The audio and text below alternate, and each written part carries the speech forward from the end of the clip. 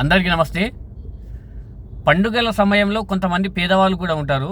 దాన్ని ఉద్దేశించే కేసీఆర్ గారు బతుకమ్మ చీరలు కానీ, అదేవిధంగా రంజాన్ తోపా, అదేవిధంగా క్రిస్టియన్ కానుకలని కొన్ని పండుగలకు ప్రతి ఒక్కరికి మతాలకు అతీతంగా ప్రతి ఒక్కరికి ఒక బహుమతులు, చీరలు కానీ ఇవ్వడం జరిగింది. దానితో కొంతమంది పేదవాళ్ళు కూడా ఉంటారు. వాళ్ళు బతుకమ్మ రోజు, దసరా పండుగ రోజు కేసీఆర్ ఇచ్చిన చీరలు కూడా ధరించిన సందర్భాలు చాలా వరకు కనిపించినాయి. కానీ ప్రస్తుతము రేవంత్ రెడ్డి ఇందిరాగాంధీ మీద ప్రేమ పరాకాష్ఠకు చేరినట్లుంది. అది పిచ్చి ప్రేమ అనాలనో ఏమనాలనో అర్థమవుతలేదు.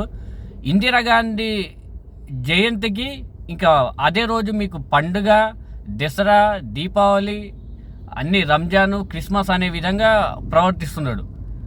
ఈరోజు ఆ విధంగా ఇస్తే చీరలు ఏం చేయాలి? ఒక పండగ సందర్భంలో ఇస్తే సరే, అది బతుకమ్మ చీరలు అని పెట్టిండ్రు కదా, మీరు ఇందిరమ్మ చీరలన్నా పెట్టండి. కానీ ఒక పండుగ సమయంలో ముందు పండుగలు కూడా వస్తున్నాయి, ఉగాది వస్తుంది, సంక్రాంతి వస్తుంది. అసలు పండుగల సమయంలో ఇస్తే మీరు ఇచ్చిన ఆ చీరలకు కొంచెం వాల్యూ కూడా ఉంటుంది. అదేవిధంగా చూడండి, ఆ చీరలు మొత్తం ఒకటే రంగు, ఒక స్కూల్ డ్రెస్ యూనిఫామ్ లాగా ఉంటుంది చూడు. ఆ చీరలు తీసుకున్న వాళ్ళు మొత్తం ఇంకా కాంగ్రెస్ కార్యకర్తలాగానే అనుకునే విధంగా ఆ చీరలు మొత్తం ఒకటే రంగు ఉంటుంది. ఆ విధంగా ఉన్నప్పుడు మహిళలు ఏ విధంగా ధరిస్తారు? ఒక చీర పక్క ఇంటి వాళ్ళు కట్టుకుంటే ఆ రంగు, ఆ కలర్కు సంబంధించిన చీర కట్టుకుంటే ఇంకొకరు ఆ చీర కట్టుకోరు. అసంటి వాళ్ళు ఈ మొత్తం కోటి చీరలు మొత్తం ఒకటే కలర్ ఉంటాయి. అలాంటప్పుడు ఆ చీరలు ఎలా కట్టుకుంటారు?